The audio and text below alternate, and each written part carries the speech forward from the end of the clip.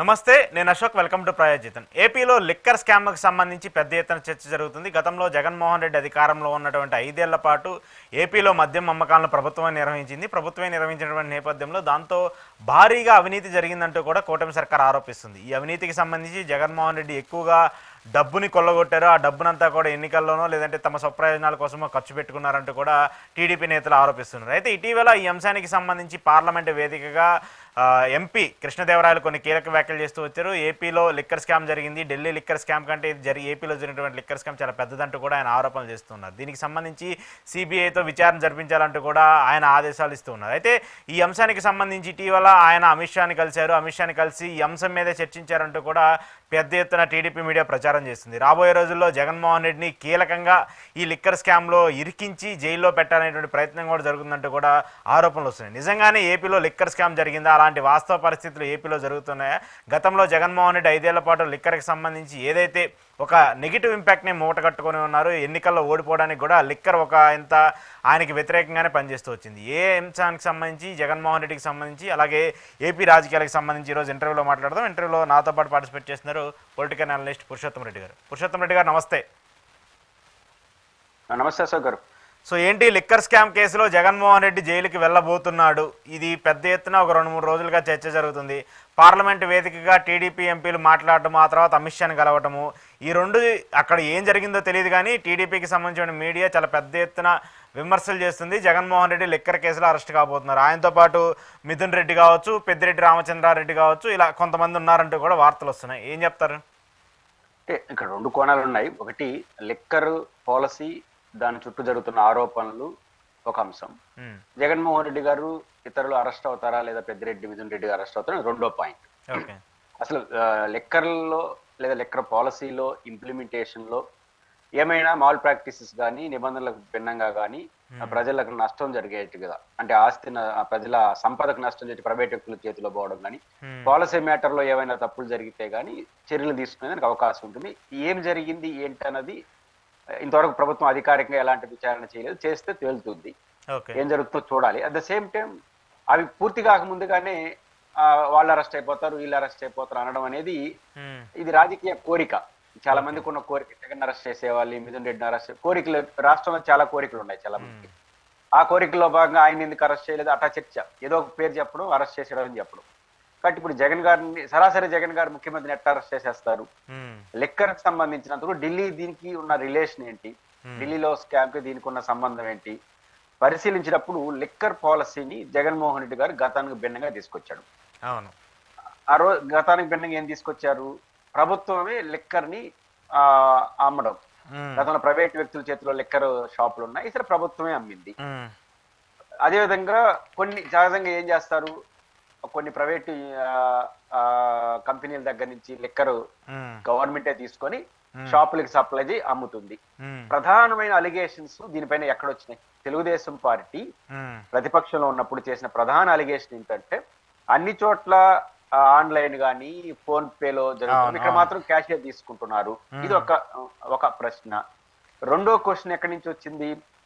మా నాణ్యమైన మద్యం కాకుండా ప్రభుత్వమే తమకు కావలసిన వాళ్ళతో, అంటే ఇది కావాల్సిన వ్యక్తులతో ప్రైవేట్ కంపెనీలు పెట్టించుకొని ఆ ప్రైవేట్ కంపెనీల దగ్గర నాణ్యమైన మద్యం కాకుండా నాసిరకమైన మద్యం గవర్నమెంటే సేల్ తీసుకొని కొన్ని లిమిటెడ్ బ్రాండ్ల ద్వారా, అంటే అన్ని రకాల బ్రాండ్లు తీసుకురాకపోతే అనివార్యంగా ఈ బ్రాండ్లే కొనాల్సి వస్తుంది కదా. కాబట్టి వాళ్ళే కంపెనీలు పెట్టారు, వాళ్ళే తీసుకున్నారు, వాళ్ళే అమ్మినారు, ప్రభుత్వం అమ్మించారు, లబ్ధి పొందారు అనేది ప్రధానమైన ఆరోపణ తెలుగుదేశం పార్టీ చేసింది. ఇక్కడ నాకు అర్థం కాని ఏంటంటే దీంట్లో మంచి చెడ్లు అనేది ప్రభుత్వం విచారణ చేసి తేలుతుంది. నాకేమి దానిపైన నిర్దిష్టమైన అభిప్రాయం లేదు. కానీ మనం పరిశీలిస్తే పాలసీ ఏంటి? పాలసీ ఎప్పుడు కూడా క్యాబినెట్ పాలసీలు రూపొందిస్తుంది, కింద అధికారులు హెచ్ఓడీలు దాన్ని ఇంప్లిమెంటేషన్, అంటే జిఓలు ఇచ్చి ఇంప్లిమెంట్ చేస్తారు. పాలసీ ఏంటి? పాలసీ డెసిషన్ లోనే క్యాబినెట్ పాత్ర ఉంటుంది అశోక్ గారు. పాలసీ మ్యాటర్ లో తప్పులకి, కింద తప్పులకి పాలసీ మ్యాటర్ కి లింక్ ఉంటేనే అది కరప్షన్ గా దారితీసి, అంటే ముఖ్యమంత్రి మంత్రులకో మెడ చుట్టుకుంటుంది, లేకపోతే ఉన్నతాధికారులకు. ఇక్కడ పాలసీ మ్యాటర్ తో సమస్య ఎక్కడుంది? పాలసీ మ్యాటర్ ఏంటంటే నెంబర్ 1, మద్యం ప్రభుత్వం అమ్మాలి, ఇదేమి ఇల్లీగల్ కాదు, లేదా లిమిటెడ్ కంపెనీల దగ్గర వాళ్ళు కొనాలని ఏమి చేయలేదు. ఓకే. అంటే రాష్ట్రంలో ఉత్పత్తి అయ్యే కంపెనీల దగ్గరే కొనుక్కున్నారు. అంటే ఆ ఇతర ప్రాంతాల్లో ఉండే బ్రాండ్ని వాళ్ళు తీసుకోలేదు అనేక కారణం. దీన్ని కరప్షన్స్ తో లింక్ పెట్టలేము. కాబట్టి ఇక్కడ క్యాబినెట్ తీసుకునే నిర్ణయం చేసిన ఆరోపణలకి లింక్ ఏమన్నా ఉందా? ఉదాహరణకు కొన్ని మద్యం సప్లై ఉత్పత్తి చేసే కంపెనీలు ఏవైతే ఉన్నాయో డిస్టిలరీలు, వాళ్ళు ఏమైనా నాణ్యమైన మద్యం ఉత్పత్తి చేయలేదా అని అనుకుంటే ఏం చేస్తున్నారు ప్రభుత్వం? నాకు తెలిసి ఈ పార్టీ అధికారంలోకి వచ్చిన వెంటనే ఇంకా కొంతకాలం పాటు ఆ మద్యం అమ్ముంటారు కదా, అమ్ముంటారు కదా, 2 నెలలు 3 నెలలు తప్పదు కదా, పాత ఆల్రెడీ కొనుక్కోటారు కదా. ఇప్పుడు వాటిని మొత్తాన్ని సీజ్ చేసి పడేసి ఏం చేసి ఉండాలి? తనిఖీలు చేసి ఉండాలి. అంటే ఏ మద్యం అమ్ముతున్నారు, ఎలాంటిది. అప్పుడు ఖచ్చితంగా ఆ షాపులకి వాళ్ళకి రిలేషన్స్ గా కంపెనీలకి ఏదైనా తగులుకుంటుంది, అంతే కదా. వాళ్ళు తనిఖీలు చేస్తే దాంట్లో పరీక్షలకు పంపించి టెస్టులు చేస్తే ఏమన్నా మాల్ ప్రాక్టీస్ ఏమైనా జరిగినాయా అనేది ఉంటుంది. ఇట్లాంటివి ఏమీ జరగల ఈ 10 నెలల కాలం. క్యాష్ డెలివరీకి సంబంధించి కూడా ఎట్లా ముఖ్యమంత్రి డైరెక్ట్ గా ఎట్లా లింక్ ఉంటుందో నాకైతే తెలియదు. కాబట్టి మద్యం దీంట్లో గత ప్రభుత్వం 2-3 విమర్శలు ఎదుర్కొన్నది వాస్తవం. ఆ విమర్శలకి కరప్షన్స్ కి ప్రభుత్వానికి డైరెక్ట్ లింక్ ఇప్పుడు కూడా అవినీతి, రాజకీయాల్లో అవినీతి అనేది ఈరోజు సహజం అయిపోయింది. కానీ అవినీతిని పట్టుకోవాలంటే లింక్ ఉండాలి. మనం చేసిన పాలసీ, ఇప్పుడు ఉదాహరణకు స్కిల్ డెవలప్మెంట్ కేసులో చంద్రబాబు గారు ప్రభుత్వంలో ఆయన అరెస్ట్ చేశారు. ఎక్కడ ప్రభుత్వం లింక్ కుదిరింది? స్కిల్ డెవలప్మెంట్ కి సంబంధించి ఒక ఆథరైజ్డ్ కంపెనీ కాకుండా ఏదైతే కంపెనీ ఉండదో ఆ కంపెనీ సంబంధం లేకుండా, ఆ కంపెనీ రిజిస్టర్డ్ కంపెనీ కాదు, ఆ వ్యక్తి చేశాడు.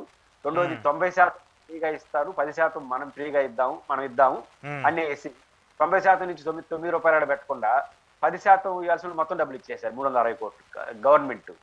కాబట్టి దీంట్లో మతలబ్ ఏంటి? 90% ఇచ్చేవాడు ఇవ్వాలి కదా. దీనికి క్యాబినెట్ నుంచి ముఖ్యమంత్రి గారే ఆదేశించారు అనే ఒక విమర్శ వచ్చింది. Right are wrong policy. అందువల్ల సీఎం గారిని ఆ రోజు మాజీ సీఎం గారిని అరెస్ట్ చేయాలి. అట్లాంటి టెక్నికల్ గా జగన్ గారి నుంచి ముఖ్యమంత్రి స్థాయిలో, క్యాబినెట్ స్థాయిలో పాలసీ డెసిషన్ లో ఉంటే తప్ప యథాలాపంగా మనం ఆరోపణలు చేసినాం కాబట్టి ఆయన తినేశాడనే పేరు చెప్పి అరెస్ట్ చేయాలంటే అది అయ్యే పని కాదు. కాబట్టి ఇది మీడియా కోరిక కావచ్చు, తెలుగుదేశం పార్టీ శ్రేణులు కోరిక కావచ్చు. రెండోది నాకు ఇక్కడ బలహీనత ఏం కనిపిస్తుందంటే, అసలు హోంశాఖకి ఎందుకు ఫిర్యాదు చేయాలి రాష్ట్ర ప్రభుత్వం? అంటే లావు కృష్ణదేవరాయలు గారు ఈజ్ మెంబర్ ఆఫ్ పార్లమెంట్, ప్రభుత్వం కాదైనా కానీ ప్రభుత్వానికి సంబంధించిన పార్లమెంటరీ పార్టీకి, రాజకీయ పార్టీకి ప్రతినిధి. వాళ్ళ చేతులు విచారణ సమస్యలు లేకపోతే కదా సిఐడి, సిబిసిఐడి, సిట్, న్యాయ విచారణ ఏదైనా ఆంధ్రప్రదేశ్ ప్రభుత్వం చేయొచ్చు. వాళ్ళకి అడ్డుకునేది ఎవరు లేరు. ఎవరు సిబిఐ కోరాలంటే వైసీపీ వాళ్ళు కోరాలి. ఎందుకని? మాకు రాష్ట్ర ప్రభుత్వ ఏజెన్సీ మీద నమ్మకం లేదు, మీరైతే కరెక్ట్ గా చేస్తారు, ఇది కక్ష అని వీళ్ళు పోవచ్చు. కానీ మీరు పోవడం ఏంటి? మీ ఏజెన్సీలు ఏమైతున్నాయి? కాబట్టి ఇట్లా దీంతో నాకు కొంత అనుమానం కాదు, కానీ ఏదో కొంచెం రాజకీయ కోణమే కనిపిస్తాను తప్ప ఇంకోటి ఏం కనిపించలేదు. కాబట్టి రాష్ట్ర ప్రభుత్వానికి అనేక ఏజెన్సీలు ఉంటే వాళ్ళు విచారణ చేయకుండా ఆ పార్టీకి సంబంధించిన పార్లమెంటరీ పార్టీ నాయకు హోంశాఖ సిబిఐ విచారణ, ఆయన సిబిఐ విచారణ జరిగినట్టు అధికారికంగా ఎక్కడా లేదు. మద్యం పాలసీలు తప్పు జరిగిందని పార్లమెంటు సభ్యుడు లోక్సభలో మాట్లాడుతున్నాడు. ఏంటంటే ఎందుకు మాట్లాడాలి? మీరు ప్రభుత్వం డైరెక్ట్ విచారణ చేయొచ్చు కదా అంటానే. గవర్నమెంట్ ఆఫ్ ఆంధ్రప్రదేశ్ మన చేతిలో ఉన్నప్పుడు డైరెక్ట్ గా, ఇప్పుడు గుర్తుంటే మీకు చంద్రబాబు గారు మద్యం పాలసీ పైన ప్రభుత్వం డైరెక్ట్ గా సిట్ వేసింది. పాలసీ మ్యాటర్లు అన్నిటిపైన ఒక సిట్ వేసి దానిపైన వాళ్ళు ముందుకెళ్లారు. మీరు ఇక్కడ సిట్ వేసినట్టున్నారు. ఆ సిట్ లోనే దీని కూడా చేర్చేసి మంచి చెడ్డలు తేల్చేస్తుంటే బాగుండదు. అట్లా కాకుండా పార్లమెంట్ లో మాట్లాడడం, సిబిఐని అడిగినట్టుగా వార్తలు రావడం, హోంమంత్రి కలవడంతో ఇది రాజకీయ కోణం ఉందా లేదా ఇంకేట అనుమానం కలుగుతుంది.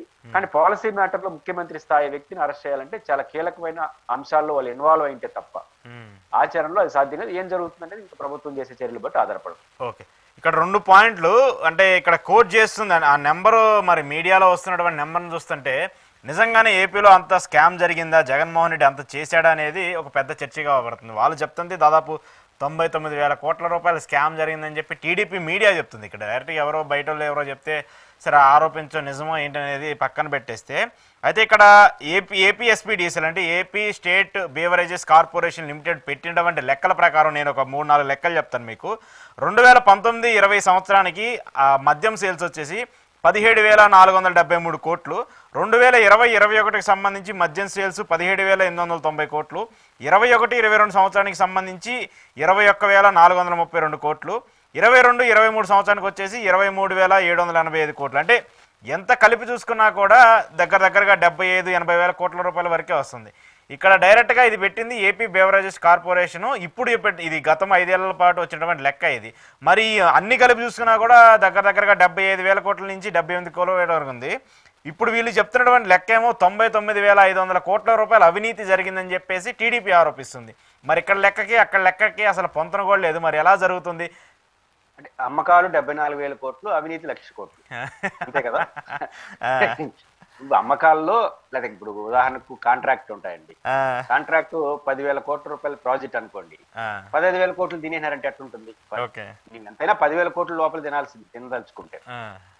కొన్ని సందర్భాలు భూముల విషయంలో చేయొచ్చు. ఉదాహరణకు ఒక హైవే పోతా ఉంటుంది, హైవేలో ముందే తెలుస్తుంది. ఇప్పుడు రాజధాని ఎంపిక అటువంటి అమరావతి ఒక కొత్త ప్రాజెక్ట్ రాష్ట్ర ప్రభుత్వం టేకప్ చేస్తా ఉంటే ముందే ప్రభుత్వాలు తెలుసుకొని, మాకు మన్నవరం ఒకటి వచ్చింది అప్పుడు కాంగ్రెస్ పార్టీ అధికారంలో, తిరుపతి పక్కన అక్కడ ఒక పెద్ద కంపెనీ విశాఖ స్టీల్ ప్లాంట్ దాకా వస్తుందనే సరే పక్కన ముందే కావాల్సినంత కొనుక్కుంటారు. ఇది రాజకీయాల్లో మనం చూసాం, ఇలాంటి చోట్ల ఒక 50 ఎకరాలు 100 ఎకరాలు 10,000 ఎకరాలు కొనేసారు అనుకున్న అధికార పార్టీ వాళ్ళు.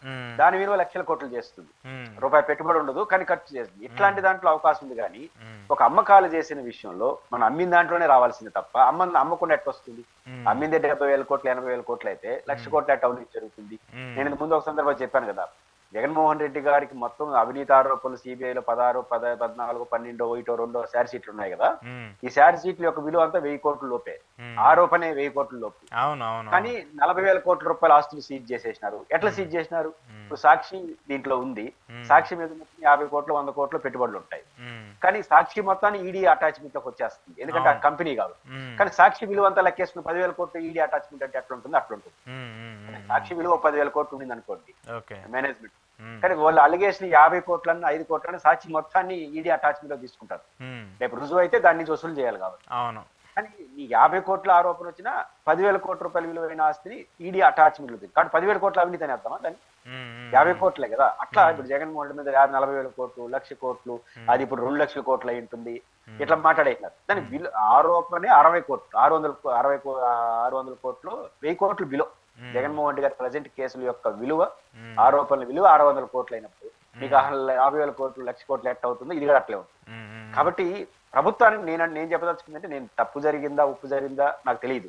బట్ మీరు ప్రతిపక్షంలో ఉన్నప్పుడు ఆరోపించారు, విచారణ జరపండి. రాష్ట్ర ప్రభుత్వం ఏజెన్సీ వేసి విచారణ జరిపి నిగ్గుదాల్చండి. తప్పు ఎక్కడ జరిగితే వాళ్ళపై చర్య తీసుకోండి. అది జగన్ గారైనా కింద ఉన్న స్థాయి అయినా. కానీ మనకు జగన్ గారు అంటే ఇష్టం లేదు కాబట్టి ఒక రోజైనా అరెస్ట్ చేస్తే బాగుంటుంది కాబట్టి మనం రోజు టీవీలో అరెస్ట్ చేసుకుంటే ఏమొస్తుంది? అరెస్ట్ చేయాల్సింది మీడియా కాదు, పోలీసులు అరెస్ట్ చేయాలి. కానీ మీడియా అరెస్టులు ఆపేసి పోలీసు అరెస్టులు జరిగితే సమస్య పరిష్కారం అవుతుంది. మీడియాలో విచారణ, మీడియాలో తీర్పులు, మీడియాలో అరెస్టులు జరిగిపోతుంది. దానివల్ల ఏమవుతుంది? కొన్ని రోజులు పోయిన తర్వాత నిజంగా చేసినా కూడా నమ్మరు. అట్లాంటి వాతావరణం తీసుకొస్తారు. కాబట్టి మీడియా అరెస్టులు, మీడియా చర్చలు, మీడియా తీర్పులు కానీ ఆపేసి ప్రభుత్వ విచారణ, ప్రభుత్వ తీర్పులు, ప్రభుత్వ అరెస్టులు జరిగితే అన్నిటికీ ఒక పరిష్కారం లభిస్తుంది. ఓకే, ఎందుకని ఇప్పుడు అమిత్ షాని ఇన్వాల్వ్ చేస్తున్నారు దీనికి సంబంధించి? అంటే రాష్ట్ర ప్రభుత్వం ఆ నిర్ణయం తీసుకోవడానికి భయపడుతుందా, లేదంటే భయపడి ఇక్కడ మన వల్ల కాదనుకొని చెప్పేసి కేంద్రం సహకారం తీసుకొని జగన్మోహన్ రెడ్డి నిజంగానే అరెస్ట్ అవుతారా లేదనేది పక్కన పెడితే అలాంటి చర్చలు చేయాలనేటువంటి అంశాన్ని ఎందుకు కేంద్రం దగ్గర తీసుకెళ్ళాలి? ఎందుకు కేంద్రంతో ఇప్పుడు అవసరం వచ్చింది అంత పెద్ద ఎత్తున? అంటే ఎందుకు పోయారని నాకు అర్థం కాదు. రాజకీయ కోణంలో ఏదో దేశవ్యాప్తంగా చర్చనీయాంశం చేయాలనుకున్నారా ఏంటో మనకు తెలియదు. కానీ ఇప్పుడు జగన్మోహన్ రెడ్డి గారు చంద్రబాబు గారిని అరెస్ట్ చేసినారు ప్రభుత్వంలో. జగన్మోహన్ గారు అంటే ఒప్పుకోరు, సిబిఐ సిఐడి అంటారు. అదే జగన్ గారి ప్రభుత్వం ఏం చేశారు? ఫస్ట్ క్యాబినెట్ సబ్ కమిటీ వేశారు.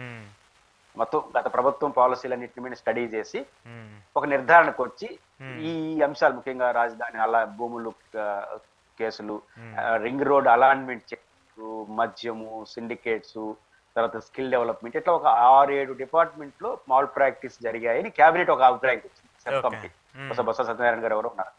ఆ తర్వాత వాళ్ళు ఒక నిర్ధారణకు వచ్చారు కాబట్టి క్యాబినెట్ ఆదేశాలతో సిట్ ఏర్పడింది, సీక్రెట్ ఇన్వెస్టిగేషన్ అథారిటీ. ఆ సిట్ ఒక అభిప్రాయానికి వచ్చి సిఐడి కట్టబెట్టింది. ఆ సందర్భంలో చంద్రబాబు గారిని అరెస్ట్ చేశారు. ఒక ప్రాసెస్. ఈ ప్రభుత్వం కూడా నిజంగా అరెస్టులు చర్యలు తీసుకోవాలనుకుంటే, జరిగి ఉంటే, మీరు నమ్మితే మీరు కూడా ఆ ప్రాసెస్ క్యాబినెట్ సబ్ కమిటీయా లేకపోతే డైరెక్ట్ గా సిట్ చేస్తారా, ఒక విచారణ ఏజెన్సీకి వేసి మీరు గతంలో ఆరోపించారు కాబట్టి చేయొచ్చు, దాన్ని నేను తప్పట్. బట్ ఆ కోణాన్ని వదిలేసి ఏరే కోణం పోతున్నారంటే స్టఫ్ లేనట్టు లెక్క. అంటే అంతే నేను అనుకుంటుంది. నాకు జనరల్ కామన్ సెన్స్ తో ఇప్పుడు నీ చేతిలో పవర్ ఉంది, నువ్వు విచారించే అధికారం నీకుంది. చంద్రబాబు గారు అరెస్ట్ చేసింది ఢిల్లీ వాళ్ళ, ఆంధ్రప్రదేశ్ ప్రభుత్వం, సిఐడి రాష్ట్ర ప్రభుత్వ ఏజెన్సీ. కాబట్టి దీని వెనకాల బీజేపీ ఉందినప్పుడు అలిగేషన్స్ వచ్చినాయి కానీ ఎవరున్నా టూ ప్రాసెస్ ఎక్కడ రాష్ట్ర ప్రభుత్వం చేసింది. మీరు కూడా ఇప్పుడు ఆంధ్రప్రదేశ్ లో తప్పులు వెలికి తీయాలన్నా, మీరు ఆశిస్తున్నట్టు జగన్ గారిని అరెస్ట్ చేయాలన్నా, మీ పరిధిలోని విచారణ ఏజెన్సీ ఒకవేళ ఈ విచారణ ఒక మాట అన్నాడు ఆయన, విదేశాలు దాటి చేసినారు కొన్ని వేల కోట్లు అన్నారు. అంటే విదేశాలు దారి చేసేస్తే సిబిఐ లాంటి సంస్థ కావాలనుకున్నారన్న, అది కూడా అవసరం లేదు.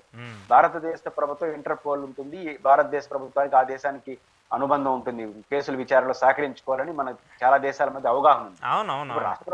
రాష్ట్ర ప్రభుత్వం అనుకుంటే వాళ్ళు విచారణ చేసుకోవచ్చు. విచారణ పూర్తయ్యే క్రమంలో ఒకవేళ ఈ దేశాల్లో అవసరం ఉంటే కేంద్ర ఏజెన్సీల సహాయం తీసుకోవచ్చు. మీకు గుర్తుంటే ఎర్రచందనం విషయంలో ఎర్ర గంగిరెడ్డి అని ఒక ఆయన అరెస్ట్ చేశారు చంద్రబాబు గారు, లలిపిరి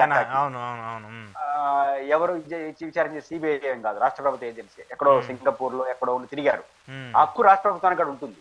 కాబట్టి ఇవన్నీ జరుగుతున్న చర్చలు చూస్తున్నప్పుడు పొలిటికల్ ఇన్ఫ్లుయెన్స్ పొలిటికల్ వైపు తీసుకుంటాం తెలియదు, కానీ ప్రభుత్వం చేయదలుచుకుంటే చెయ్యొచ్చు. కానీ సరైన ఆధారాలు లేకుండా ముఖ్యమంత్రి స్థాయి పనిచేసిన వ్యక్తిని అరెస్ట్ చేయడం అంత సులభం కాదు. కాబట్టి జరుగుతున్న పరిణామాలు చూస్తే నాకేం కనిపించట్లేదు. బట్ కనిపిస్తే వాళ్ళు నిజంగా భావిస్తే చట్టబద్ధంగా దొరికితే చెయ్యొచ్చు. అంటే కనిపించట్లేదంటే అరెస్ట్ చేస్తారని కనిపించట్లేదా, లేకపోతే అసలు ఈ కేసుకే శాంటిటీ లేదనిపిస్తుందా? నాకు వాళ్ళు చేస్తున్న అలిగేషన్స్ కి, జరుగుతున్న పరిణామాలకి, వాళ్ళు చేస్తున్న ఆరోపణలు, ఏజెన్సీలను అడుగుతున్న పద్ధతిని చూసినప్పుడు స్టఫ్ లేదనుకుంటాను. వాళ్ళ వ్యవహార శైలిని బట్టి లోపల ఏం జరిగిందో నాకు తెలియదు, కానీ లోపల ఏం జరిగిందో తెలియాలంటే విచారణ జరపాలి. కాబట్టి అరెస్ట్ చేయడానికి లేదంటే దానికే ఉంది. ఇప్పుడు అరెస్ట్ చేయడం ప్రభుత్వం అనుకుంటే 2 రోజులు లోపల పెట్టడం అనేది అరెస్ట్ ఏముంది, నిలబడాలి కదా, కేసులు నిలబడాలి కదా. నిలబడి ఇప్పుడు సపోసాని మురళీకృష్ణ అరెస్ట్ అయినాడు, వచ్చాడు, ఇంకా ఆయన 5 ఏళ్ళు చూడు ఆయన అరెస్ట్ కాడు, వాళ్ళు తిరగతాడు అంతే.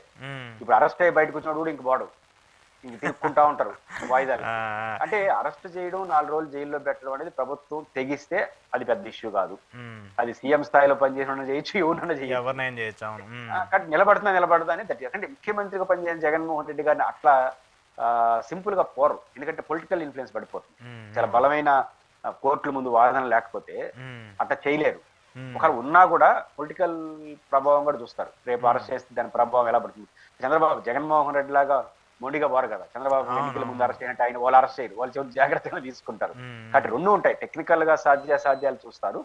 రెండోది జగన్మోహన్ రెడ్డి లాంటి పర్సనాలిటీని అరెస్ట్ చేయాలంటే దాని యొక్క పొలిటికల్ ఈక్వేషన్స్ కూడా చూస్తారు. టెక్నికల్ ఈక్వేషన్స్ చూస్తారు, పొలిటికల్ ఈక్వేషన్స్ చూస్తారు. ఇవన్నీ చూసి నిర్ణయం తీసుకుంటారు. మరి ప్రభుత్వం ఏమనుకుంటుందో చూడాలి. ఓకే.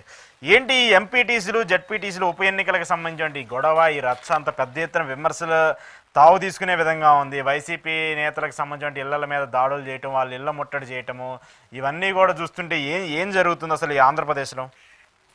అంటే మొట్టమొదటి అంశం ఏంటంటే ఈరోజు రాష్ట్రంలో అన్ని ఎన్నికల్లో అన్ని మన అంటే ఏమంటారు ఎంపీపీలు, మా జిల్లాలో 2-3 ఎంపీపీలు జరిగాయి. అంటే నేనున్న తిరుపతి రూరల్ మండలం ఎంపీపీ కూడా జరిగింది. ఇప్పుడు ఈ ఎంపీపీ ఎన్నికలన్నింటిలో వైసీపీ గెలిచింది. 1-6 చోట్లేదో జనసేన ఏదో పిఠాపురం అంటున్నారు. అన్ని చోట్ల వైసీపీ విజయం. సోషల్ మీడియాలో మ్రోగిపోతాం వైసీపీ విజయం అని. ఇది తెలుగుదేశం పార్టీ తనకు తాను తెచ్చుకున్న స్వయంకృతాపరాధం అంటారు. మీరు అనొచ్చు వాళ్ళ గెలుపుకి తెలుగుదేశం స్వయంకృతాపరాధానికి ఏంటి సంబంధం అని మీరు అడగచ్చు. అసలు ఈ రోజు నా దృష్టిలో వైసీపీ గెలుపే కాదు, వీళ్ళు గెలుపుని గ్లామర్ అందించారు. పాయింట్ ఏంటంటే కడప జెడ్పీటీసీ ఉంది అశోక్ గారు, మొత్తం జెడ్పీటీసీలో ఒకే ఒక్కడు తెలుగుదేశం జెడ్పీటీసీ, మిగతా మొత్తం వైసీపీ జెడ్పీటీసీలు. వాళ్ళు జెడ్పీ చైర్మన్ కావడం అనేది పెద్ద విషయం. వైసీపీ వాళ్ళు వీళ్ళు విషయం చేసి పెట్టారు. తెలుగుదేశం వాళ్ళు లాగేస్తున్నాం, వీళ్ళు లాగేస్తున్నాం, ముగ్గురిని లాక్కున్నారు, వాళ్ళు ఏదో అయిపోయారు, ఇంకా జెడ్పీటీసీ కొట్టేస్తాం, ఈ ప్రకటనలన్నీ చేసేసరికి అది ఆచరణ సాధ్యం కదా, ఎవరు రాలా, వాళ్ళు గెలిచారు. అది గెలుపుగా మారింది. ఒక సహజంగా జరిగినప్పుడు వైసీపీ తరఫున గెలిచినటువంటి జెడ్పీటీసీలు వైసీపీ ఓటేయడం పెద్ద విషయమా? అంతే కదా. జరిగింది ప్రజలు వేసిన ఓట్లు కాదు, వైసీపీ ఆయా పార్టీ ప్రతినిధులు వేసిన ఓట్లు ఆ పార్టీకి వేస్తారు కదా, అది ప్రజలకి ఏం సంబంధం లేదు. ప్రజలకు సంబంధం లేదు. రెండోది ఇప్పుడు మా తిరుపతి రూరల్ 23 ఎంపీటీసీలు ఉన్నాయి, 1, 2 తెలుగుదేశం గెలిచింది. అక్కడ తెలుగుదేశం మన ఏమంటారు వైసీపీ వాళ్ళు గెలవడం పెద్ద విషయమా? కానీ వీళ్ళు విషయం చేసినారు. ఎందుకంటే వాళ్ళు వచ్చేస్తున్నారు, వీళ్ళు వచ్చేస్తున్నారు, పార్టీలు మారుతున్నారని చెప్పేసి మారుతున్నాడు. ఇప్పుడు రాష్ట్రం అంతా తెలుగుదేశం పార్టీ చేసిన యాగి అన్నిటికన్నా మించి డిప్యూటీ మేయర్లు చేసిన గొడవలు, ఉమ్, వీటన్నిటి కారణంగా ఇక్కడ ఏమో చేస్తారేమో అని ఒక ప్రచారం, దాంతో పోలీసులు అలర్ట్, ఉమ్, దాంతో వైసీపీ వాళ్ళు అందరూ ముందెత్తి జాగ్రత్తలు. ఉమ్, గెలిచారు, గెలిచిన వెంటనే ఇది వైసీపీ ఇప్పుడు పెద్ద బూస్టప్ వచ్చేసింది. జెడ్పీటీసీ ఎంపీటీసీ జరిగిన ఎంపీపీ ఎన్నికల్లో ఆ, వైసీపీ అద్భుత విజయాన్ని సాధించేసినట్టుగా భావించేశారు. ఉమ్, నిజానికి ఇది సాధారణ ఫలితం. ఉమ్, సాధారణ ఫలితాన్ని తెలుగుదేశం పార్టీ చేసిన అనవసరమైన రాద్ధాంతం, గందరగోళం, పాలిటిక్స్ వల్ల ఈరోజు వైసీపీకి ఒక అసాధారణ విజయాన్ని చేసి పెట్టారు. ఓకే. ఖచ్చితంగా ఇది వైసీపీ శ్రేణులు మనోధైర్యాన్ని పెంచుతుంది. ఉమ్, ఇప్పుడు రేపు ఇంత తాగినారా, దీన్ని చూసి ఏమి నేర్చుకోలేవు తెలుగుదేశం పార్టీ వాళ్ళు. మనకు సంబంధం లేని విషయం. ఇదంతా కాలం ఎంతో తెలుసా? ఇంకో 10 నెలలు ఉంది. అంతే, ఇంకొక ఏడాది మహా అయితే. లేదు, మహాలేదు, 10 నెలలే. ఇంకా మేయర్లు ఉన్నారు, ఇంకా మేయర్లు, మున్సిపల్ వాళ్ళకైతే 10 నెలలు, వాళ్ళకైతే ఇంకా 9, 11 నెలలు ఉంది. కానీ ఆగుతారా? ఆటడా విశ్వాసాలు పెడతారు. పెట్టి ఆడ గెలిచారనుకోండి, పదవి తెలుగుదేశం వాళ్ళకి వస్తుంది, పరువు వైసీపీకి వస్తుంది. ఓకే. అంటే ఇప్పుడు ఈ రాజకీయాలు ఏం సాధిస్తారు మీరు? కాబట్టి ఈ తెలుగుదేశం పార్టీ వాళ్ళు ఇప్పుడు జెడ్పీటీసీ ఎంపీటీసీ అనుభవాలు తీసుకొని ఇంకో 1 year పోతే వీళ్ళు మొత్తం అయిపోతాయి. మీరు ఫ్రెష్ గా ఎలక్షన్ పెట్టుకొని అన్నిట్లో దర్జాగా ఎంపీపీలు, జెడ్పీటీసీలు, మున్సిపల్ చైర్మన్లు, మేయర్ మీరు గెలవచ్చు. మీ పార్టీ కార్యకర్తలు సంతోషిస్తారు. రేపు మీరు బలం ఉందని చెప్పి గెలిచినా, ఇప్పుడు తెలుగుదేశం పార్టీ వైసీపీ వాళ్ళు గెలిచినా కూడా మీరు జోక్యం చేసుకోవడం వల్ల అసాధారణ విజయం, అద్భుతం అయిపోయింది వాళ్ళు. మీరు జోక్యం చేసుకోకుండా సాధారణ విజయం అయింటుంది. మీరు జోక్యం చేసుకోవాలా గెలిస్తాం. ఒకవేళ మీరు పొరపాటు దౌర్జన్యం చేసి గెలుచున్నారు అనుకోండి, ఇది దౌర్జన్య కాండమే. వైసీపీ వాళ్ళు ఓడినా ప్లస్సే, గెలిచినా ప్లస్సే, మీరు చేసిన చేష్టల వల్ల. వాళ్ళకు వాళ్ళు కాదు. ఇప్పుడు రేపు మేయర్ ఇట్లాంటి వాటిలో కూడా మీరు అనవసరం జోక్యం చేసి దీని అనుభవం తీసుకొని ఒకరో ఇద్దరు పదవుల కోసం పార్టీ పరువులు గంగలో కలుపుకుంటారు. ఒకరిద్దరు పదవులు వస్తుంది, పార్టీ ప్రతిష్ట పోతుంది.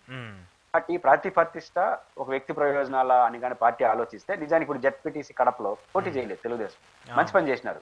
పోటీ చేస్తే పరువు పోయి ఉంటుంది. పోటీ చేయడం కోసం ఇంకో 10 మంది లాగే ప్రయత్నం చేస్తారు, గోల జరుగుతుంది, పార్టీకి అనవసరం నష్టం వస్తుంది. కాబట్టి కడపలో పోటీ చేయకూడదు అన్న తెలుగుదేశం నిర్ణయం అబ్సల్యూట్లీ కరెక్ట్. గతంలో బొత్స సత్యనారాయణ గారు ఉత్తరాంధ్రలో పోటీ చేయకుండా అబ్సల్యూట్లీ కరెక్ట్ తెలుగుదేశం. అట్లాంటి డెసిషనే భవిష్యత్తులో కూడా తీసుకుంటే ఆ పార్టీకి మంచిది, డెమోక్రసీకి మంచిది.